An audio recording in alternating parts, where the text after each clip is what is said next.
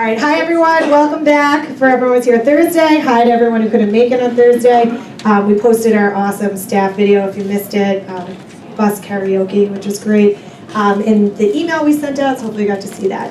So today we are very excited. We have a couple important things we're going to talk about. We're going to have you guys in here about 20 minutes, and then we're going to go to our 2 breakout sessions. If you did not sign up for a breakout session, you can look at the schedule to see which one you want to pick to go to. The icebreaker one is closed out. I think we filled capacity, so you can go to any of the ones that are not the icebreakers if you didn't sign up for one. When you go to it, you are going to have to initial that you were there, so please go to the right one because we have the attendance list for everyone based on what you signed up for. John has a quick announcement also to make. All right, just really important again, if you have not done it already, please go onto your Camp in Touch account and fill out your staff transform, okay? That is extremely important for us to know whether you need a parking permit or whether you need a seat on the bus, okay? That is extremely important. We will not be really looking at counselors on buses until after the transportation meeting. All right, we'll be putting a sign in the back to let you guys know if you guys made it on the bus. Again, we do not guarantee counselors getting transportation. All right, we try as hard as we possibly can to get counselors on transportation, but we can't guarantee that. All right, so right now during these orientations are a great time to find people that live near you to get into carpools. Okay, other than that, have a great day. Enjoy the day. It's beautiful outside. And see you guys soon. Just let them know back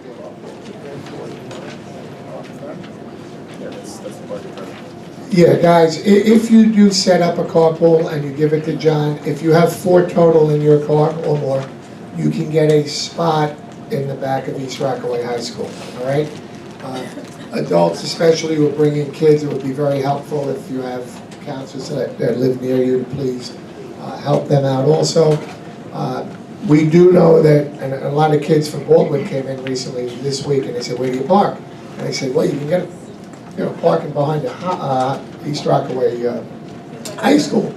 But Baldwin and Oceanside, and guys are going in that direction. You went over it already today. Okay, I just want to make sure, but just reminding the other staff that the Oceanside guys and Baldwin guys should park on the other side of the river. Okay, so let me give it back to Marissa. All right. Thanks. We're going to give it back to you. Don't worry. You're getting it back in like 5 minutes. That's fine. All right. So today we're going to talk a little bit about going back to our new mission statement, which is the Embark on Life's Voyage. But we're going to talk a little bit more about you guys, the staff. For anyone that missed it on Thursday night, we recently launched a new mission statement called Embark on Life's Voyage. That's basically just talks about how Rolling River really serves as this pivotal point that could really change the course of your life. And that has to do with the staff too. So we're going to speak more specifically about you guys and again why you guys are here. And that's why we had you guys do the index cards telling us why are you here. So there has to be a reason. I don't have the clicker here. So, all right, Leopard, why is he here? We don't know. So where is he? Is he here today? Yes, hey, okay. All right, so pretty much again, we want to know what are you looking to get out of working at camp this summer. So there's a lot of choices and things to do during the summer, and we're so happy that you decided to spend your summer with us down at the river. So we just want to, say there has to be a reason, why, and we want to try to figure that out and at least get you guys to figure out what that is today. So, we already did this, so we wrote down what our personal voyages. We're going to come back to this in a little bit, so we go to the next one. All right, so as far as just being a camp counselor in general, we have a little video that we want to show you. Being a camp counselor is really, really special. It's a once-in-a-lifetime opportunity, unless you're a teacher and you could come back forever. But you really want to cherish your time doing this. So if we could hit the lights in the back. Someone standing in the back, can you turn off the lights? There's 6 people in the back, and someone turn off the lights. Thank you. All right, thank you. And we're just going to play this video. The single greatest job that I have had in my professional career is being a camp counselor. Being a camp counselor prepared me for life after college, both personally and professionally. As a camp counselor, you're taught responsibility. You're taught how to lead a team. You're taught how to be a member of a team. You're taught how to engage with others, how to motivate, how to have fun on your job.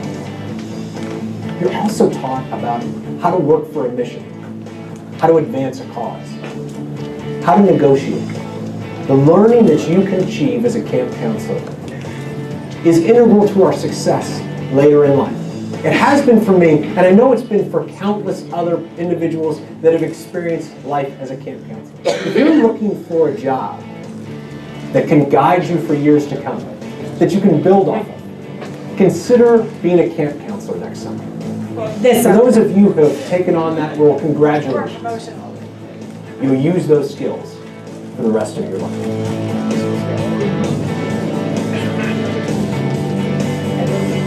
All right, we can turn the lights back on. It's just a little quick. Okay. So that was just, again, it's a little video just explaining that it's true that whatever you do at camp, but also at Rolling River, can really, really change the course of your life. And I talked about this on Thursday regarding the kids, because it really can change the course of the kids' life, but it could change your life too, what you're doing. And even if you were here as a camper, now if you're here as a staff member, you might have totally different experiences as a staff member than what you think about as a camper. And it really, you have this raw emotion, like we saw from Color War last summer, that it's so deep, it's hard to explain. During Cold War, it seems so silly, that you just won the Apache Relay, but why is that so important, to you? You have to think deeper about that, and that's what we're talking about today. All right, so to start it off, we have to understand, what does going on the Embark on Life's voyage mean for us as directors and the family that started Rolling River? So I'm actually going to hand the mic back to Mark, because I want you to understand his journey going through camp and how that really changed the course of his life, so then we could talk about what that means for you guys. All right, thank you, Marissa. You have 5 minutes. 5 minutes. I have never talked, I've never done it, never stopped talking in less than 5 minutes. I understand. I know you're nervous. It's interesting. A lot of you have been here 5, 10, 15, 20 years. I have never talked about what I'm going to talk about now. Marissa and I spoke at length about 2-3 weeks ago about what she wanted me to speak about, and she started with the whole idea of my own voyage and how did I get to where Rolling River got to be. My voyage started in 1962. That's the first year that I went to camp. This is going to be the hardest part to get out, actually, because one of the reasons why Rhonda and I care so deeply about giving scholarship is I got an opportunity with my sister to go to camp, sleepaway camp, for next to nothing to get us off the streets of Queens, which was my camp for 11 years. And all our guys who grew up, it was the blacktop of Queens, and we had a great time, and no offense to anybody, it was just wonderful. The first year that I went away in '62, I was sent to a horseback riding camp. Unfortunately, I didn't know Rhonda then, who loves horseback riding. After I got thrown 2 or 3 times in the first 2 years, I said, what the hell am I doing at horseback riding camp? Hated it. My mother, who sent us to camp and needed us to be away during the summer, was the hardest part. Yeah. Got us another scholarship because I swore to her, I cried to her, I'm never going back to camp. This was 1964. She sent me back, and I went to Camp Kent, sleepaway camp in Kent, Connecticut. It's no longer there. Met easily, besides my wife, 6 or 7 lifetime friends, plus dozens and dozens of others who we've kept in contact with for 50 years. So it started there. Those were the beginning of, for me, influencing me. How did I get to this Rolling River thing? Well, basically it went pretty much like this. I started realizing that it was making an impact on my life, and I started realizing as I got toward college that that's something I wanted to do. And for some reason in 1969 I started as an accountant, I must have been, I love numbers, so I thought it was a wonderful thing to do. I must have been out of my mind. I hated it, I was stuck in, sorry, I know Doreen's kids are accountants. I knew a few others. And it took me basically about a year and a half, and I realized I was in the wrong spot. I was also a 3 varsity sport in player for 3 sports in college. So I started, I had a lot of great influences along the way, and my coaches throughout, from Little League right through high school, but the guys in college really started making me realize where I wanted to be.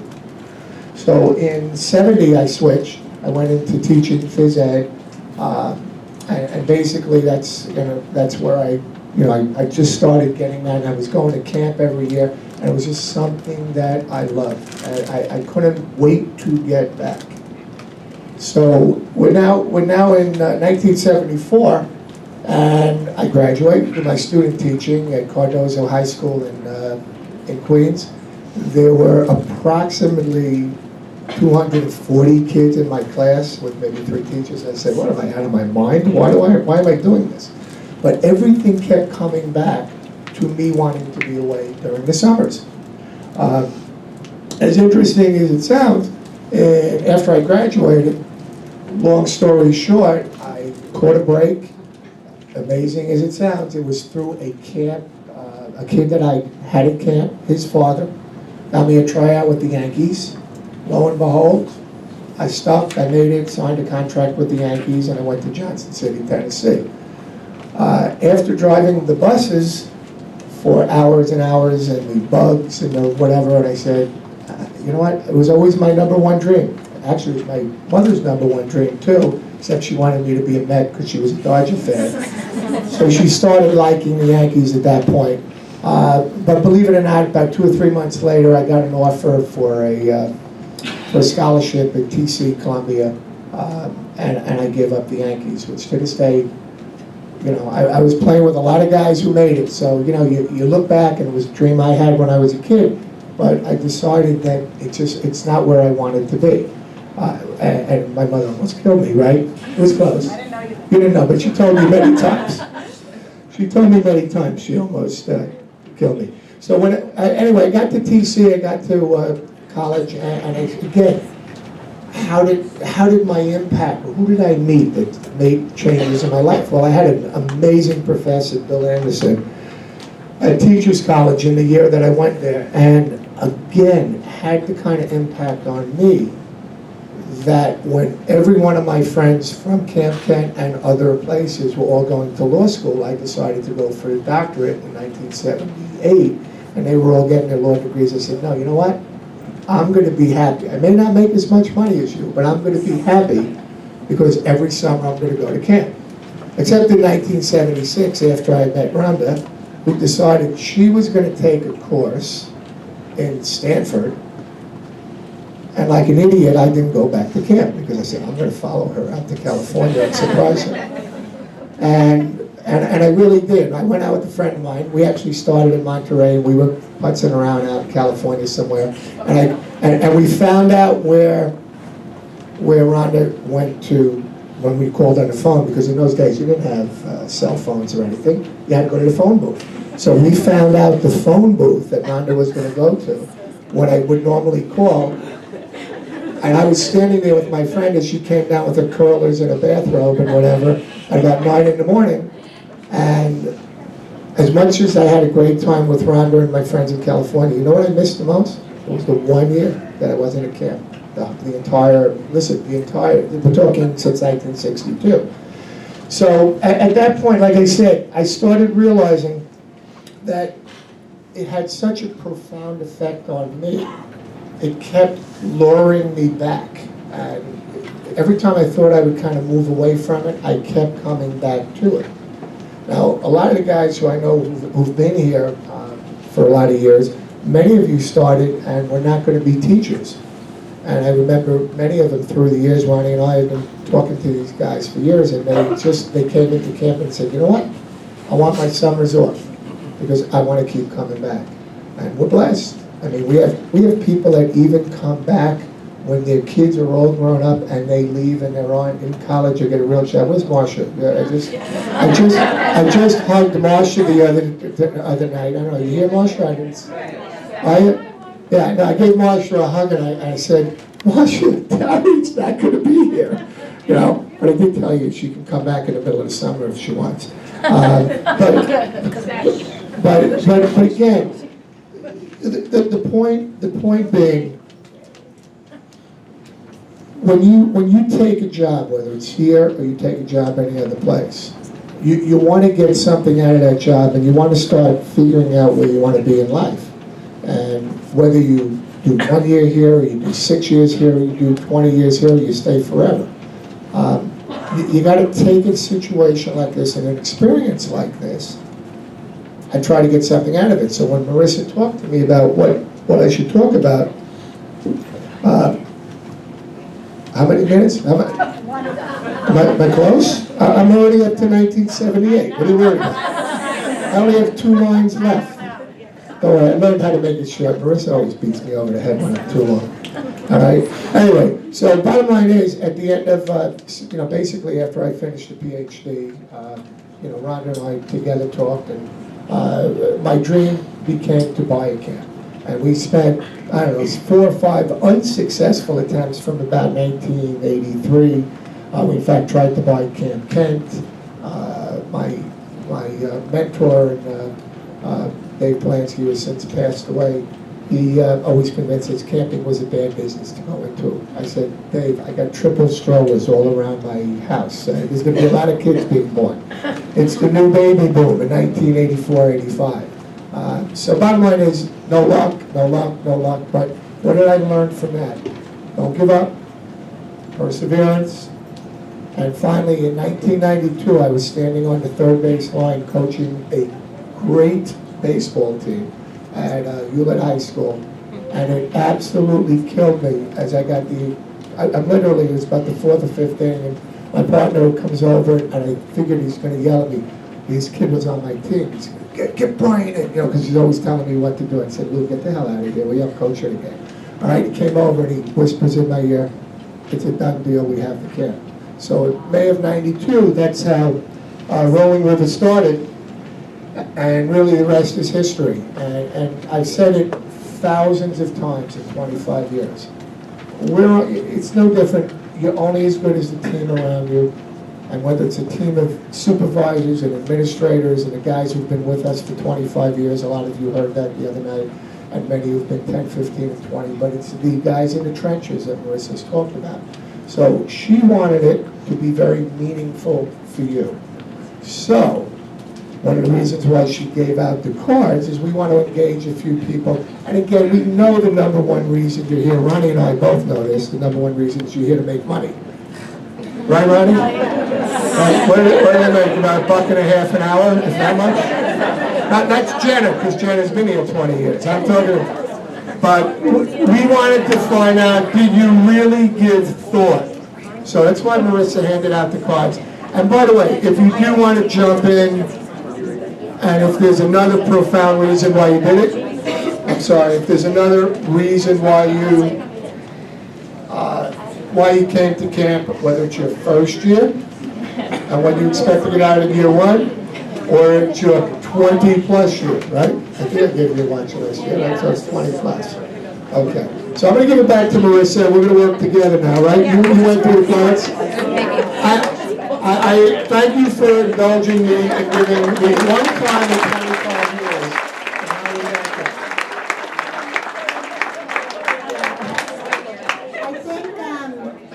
I just think it's really, that's what really kind of got me, is when we were, again, thinking about this, is just that moment, literally, that my grandmother, who was a single grandmother in the 60s, could not afford to send her kids to camp, made me, like, this is why I'm here, and it's all because of camp. It's because he went to camp, he loved it, met my mom, they loved it together, they wanted to buy a camp, we went to camp growing up, and this is why we're here now. So that's why I think it's just so amazing, because you're sitting here right now as a staff member, and this could be the start of literally such a big change in your life, and it could completely change the direction.